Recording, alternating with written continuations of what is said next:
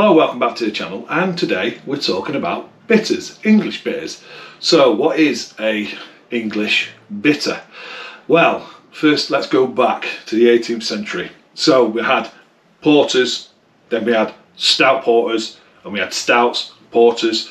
Then came along the pale malts, then we had pale ales, India pale ales, and then in the late 19th century the tax on strong beers, which milds were strong, pale ales were strong, and what they basically did was reduce the ABV on them, and there was a bitter. The IPAs and pale ales were more bitter than the mild. So the mild is a style of beer that was young, and you had aged beer, mild beer, so you had the young beer, and then you had this pale ale which was bitter, and you had this mild. So what they did, people started to say, can I have a pint, or can I have a glass or a drink of bitter, and differentiated from a mild. So you had bitter and mild. So in the UK, that's how it all came about, bitters and milds.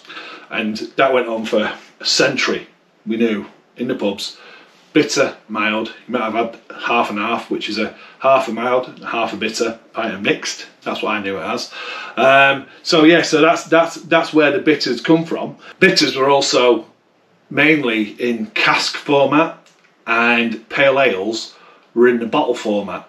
So if you went to a pub and had a cask beer, it was either going to be a mild, an old ale, or a bitter. I'm talking like 60 years ago, just after the war, just before the war.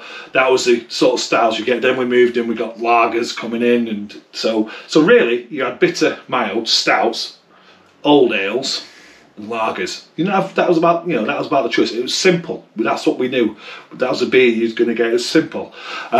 So where am I going with this? So a bitter is described as, listen to this, golden to copper.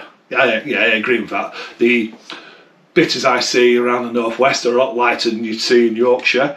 I think the bitters that you get down in London, maybe a bit lower ABV than the ones in the north. There's loads of different examples within the bitter itself. But the golden to copper, toasty flavours, bready, caramel, slightly floral, some earthiness from them hops, British hops. That's the thing as well about a bitter, it's British hopped. Fruity esters from the yeast, and a lot of breweries were doing open fermentation. Some still are. I think Black Sheep do like a Yorkshire Squares. The Timothy Taylors do. I think they do an open fermentation. Harvey's, Robinson's near me do open. A lot of breweries are still doing open fermentation. That brings a lot of character, especially to a cask bitter. You can taste it in a cask bitter, and what that also brings is a little bit, it's sort of acceptable, is diacetyl, which brings like a butterscotch flavour as well. You know, in homebrewing comps and stuff like that, you don't want much diacetyl in certain beers, and in certain other beers you could have a little bit, like Pilsner Urquell. It's acceptable to have a little bit of diacetyl in that. But we're talking about bitters here, so that's what you expect from a bitter. Is there anything else that you get from a bitter? Balanced bitterness, not IPA bitterness, or even a pale ale could be classed as too bitter, even though bitters originated from pale ales. They could still now be too bitter compared to a nice balanced bitterness with that malt backbone. That's what you want to see from a good bitter. Within the bitter, there's ordinary.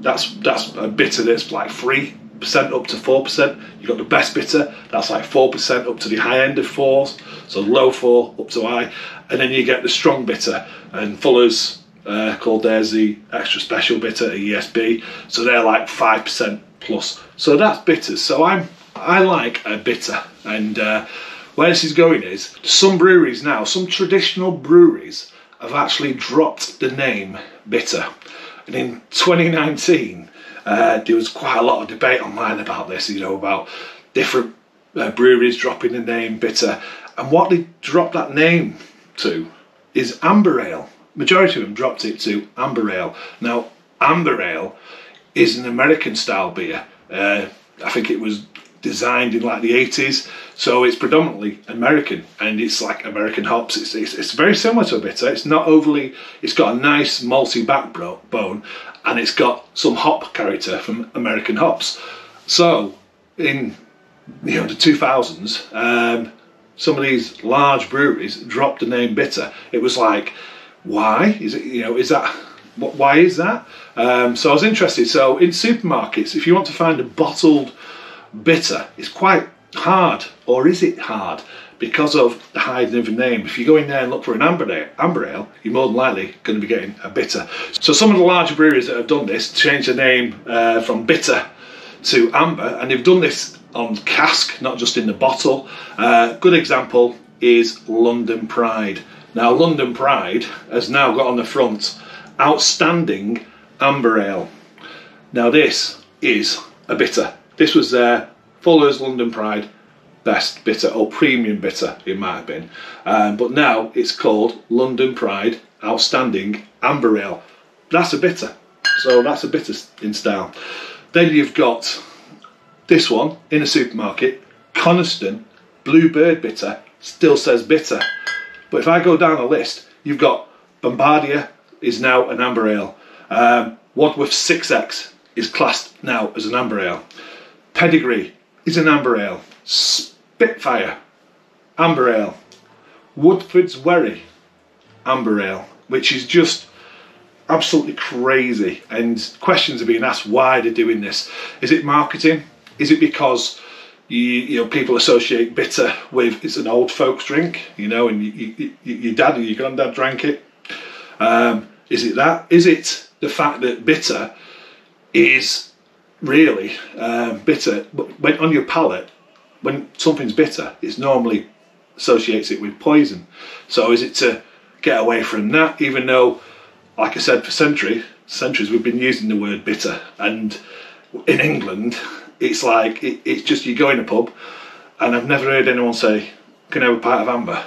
It's always been pint of bitter, pint of mild, not a pint of amber. So why have they done it? I don't know the answer to this, but you know, you will see on the screen these different beer writers and enthusiasts have had their say. You know, they've done like blogs on the internet and have looked at that.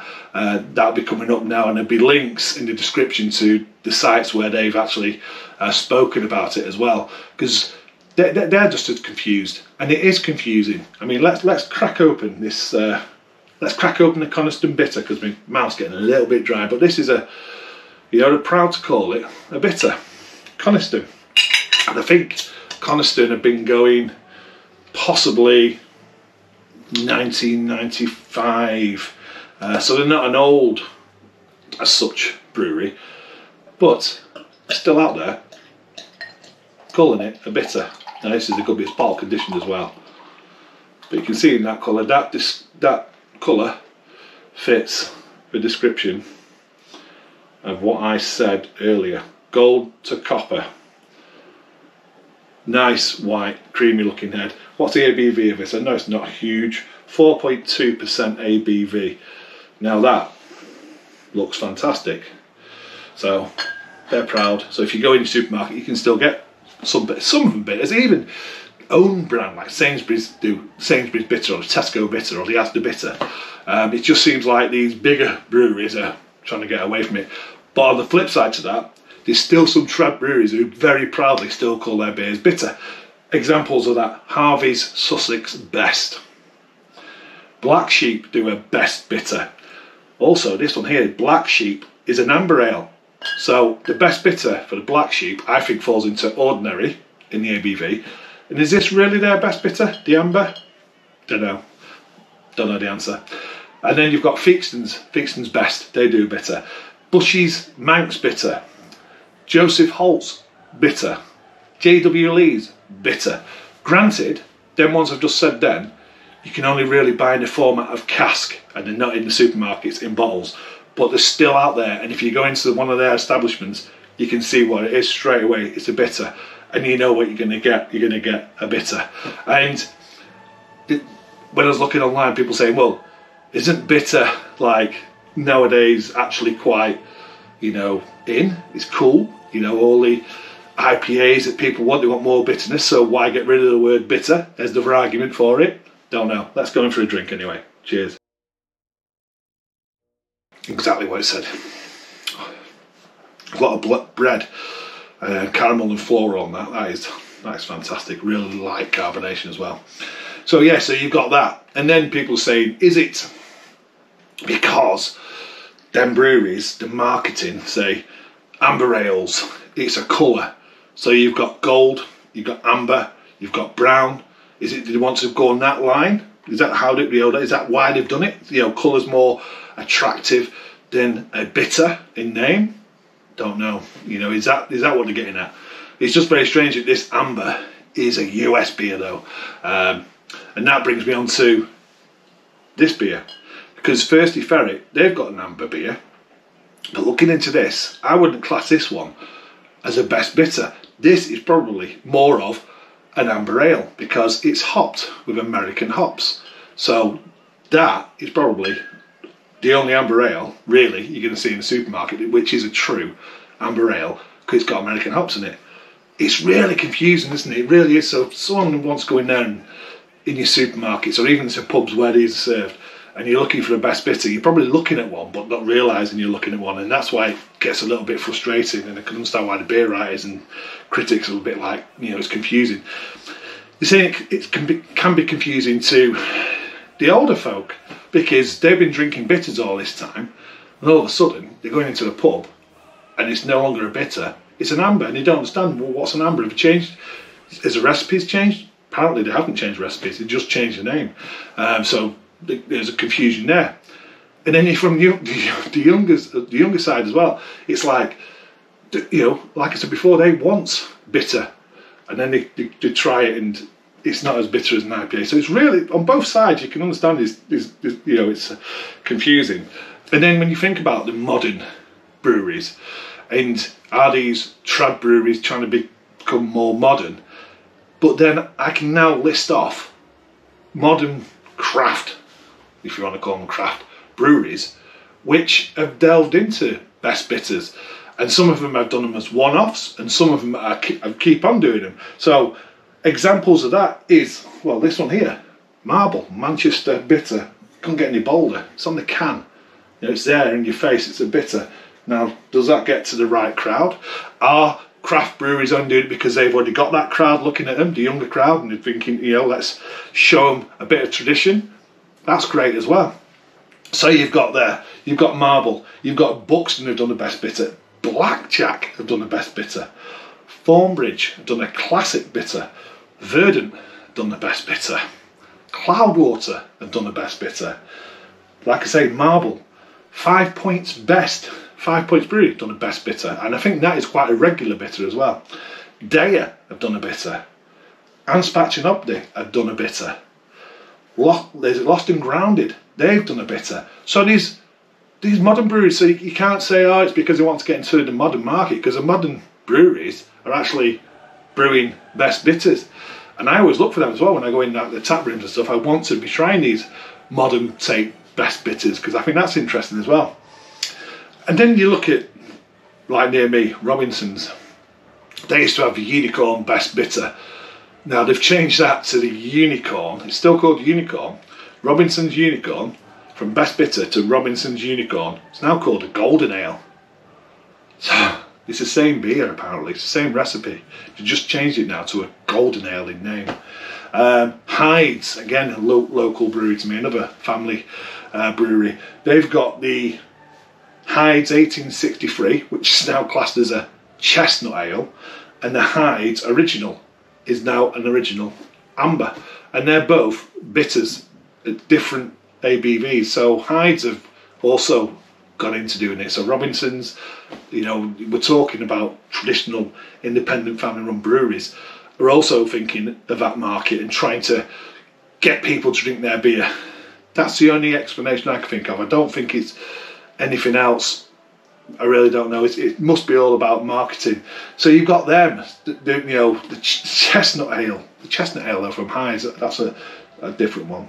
And then Arkell's, they used to be called basically Arkell's Triple B, which is the best bitter beer. They're just called now Arkell's 3B. So they've dropped the word bitter. So it's another one. It's, like I say, it's not just the bottles. We're talking in casks as well, in the actual pubs. There's also some breweries which have backtracked. So they went from best bitter, the example being Timothy Taylor's, they had a Timothy Taylor's best bitter, then they had a competition, renamed it to Timothy Taylor's Boltmaker, and now if you buy Timothy Taylor's, it says Timothy Taylor's Boltmaker Yorkshire Bitter. So they've gone full circle, they've brought it back to say it on the label and on the pump as well, so you know you're getting a Yorkshire Bitter when you get a Timothy Taylor's Boltmaker. And another one is Hook Norton. They had the, I think it's called Hooky Bitter. I think they dropped the word bitter and it went to just hooky. It might have been hooky amber, I don't know, it could have been. Hopefully something come on the screen. And then they went back to being, if you look at hooky now, it's hooky bitter again. So yeah, they've gone full circle and brought it right back down to bitter. But it's just really, really confusing why we seem to be trying to wipe out, well, not, it seems like it's a minority of the traditional brewers, these big, you know, regional brewers that are trying to wipe out the word bitter, which is just quite quintessential a British ale, and it's a superb thing. We should be celebrating it, and rather than trying to get rid of it, which, you know, just seems absolutely bizarre to me. If we just go back to, is it possibly the word bitter? You know, is it a dirty word? But then, why are sour ales doing so well? Why do we celebrate the word sour, and why is that interesting? You know, bitter, traditional, sour beers have all, they've got a long heritage as well. So sour beers are still around, but bitter beers in the UK seem to be disappearing, which is just very, very odd. What I will do, I want to just crack open this London Pride and just see what that looks like in the glass as well. See what it looks like, because I think London Pride is probably gonna look, I mean, yeah, that's classed as a bitter. So this is classed as an amber. Is it going to be amber in colour? Don't know. And do you also remember they used to advertise, it could have been Foster's or something, being like amber. That was the, you know, part of the marketing, and that's probably more true. Let's get this in here. Yeah, I thought it might be very similar.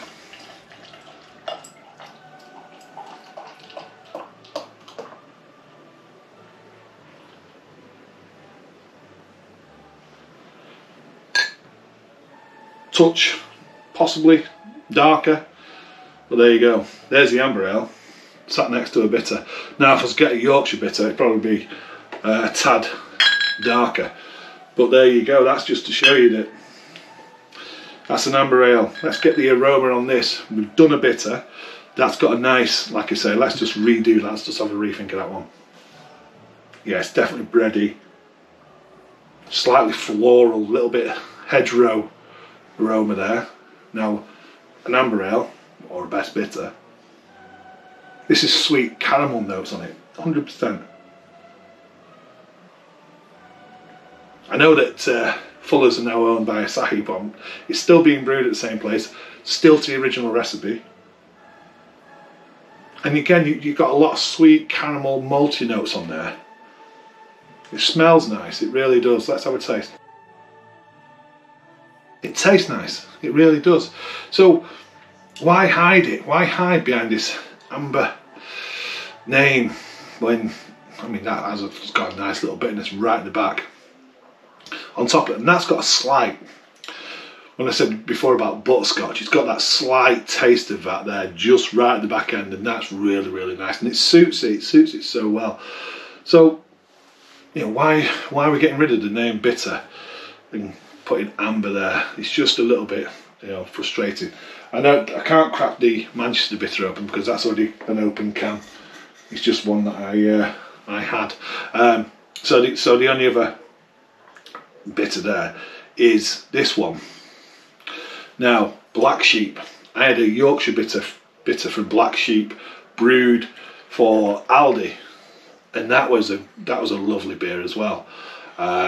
So I think this one is probably going to look like that again. So we've got the bitter, we've got the amber ale, which is slightly darker, I'm going to crack open another amber ale from Black Sheep, so the Yorkshire one. This is 4.4%. The Fuller's London Pride bitter is 4.7%, and the Coniston bitter is 4.2%. But believe me, these are free bitters being poured in front of me, even though they're classing them. This and the other one. There we go.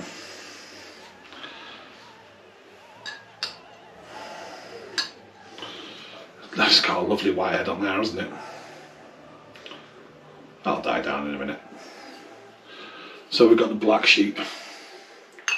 I don't even know if that's fitting on the camera now.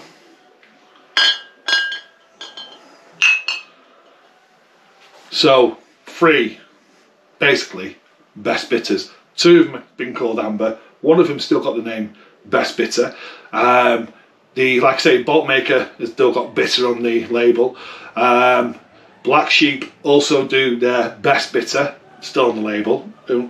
Apart from this one, they're calling it amber, which really, you know, it's probably a truer best bitter than their actual best bitter. But there's a beer in a glass, low carbonation. Again, nice little. When I said at the beginning gold to copper, this is going touching towards more copper. So it's like it's like light, the gold, slightly more, you know, darker, deeper gold, and then this is touching, going towards the copper, gold into copper. Yeah, very similar nose. Again, toffee nose, caramel, bready note on the nose. Taste, cheers. Very similar, a little bit more bitter bite on this one, but still smooth. Still got that nice bready note there, caramel toffee. It's what they should be. It's exactly what it should be. I go back to them, what a bitter should taste like. Golden to copper, exactly what they are. Toasty, caramel, floral, earthy, fruity ester, and the possible butterscotch, and a really good balanced bitterness. That's what they've got. So let's call them best bitters. I know them as best bitters, but why they're not being called best bitters, I don't know. I just wanted to do this video just to go, because it is very confusing when you go in a supermarket and you're looking for a best bitter and you see ambers and you're thinking, what's that then? What is an amber? Or if you go into a pub and you see an amber, or if you see a Robinson's Unicorn Golden or Hyde's Chestnut or the Hyde's Amber, you know, the best bitters or ordinary bitters, they're a bitter. So we should be saying that. We should keep that. Let's not lose the word bitter. Okay, that's me finished. That's me gone on now for I don't know how long. Just a bit passionate about bitters. It's one of my favourite styles of beer, and it just frustrates me that you don't see them, the name, but you are seeing them when they're poured or when they're in a bottle. You are actually looking at a bitter, just renamed amber. And just to finish on that, is it, as I'd love to know, I've not done any research on this, has it improved the sales? Have they got more sales? Did Hooky revert back because they weren't getting the sales? I don't know. But there you go, English bitters, because there's no such thing really as an English amber ale.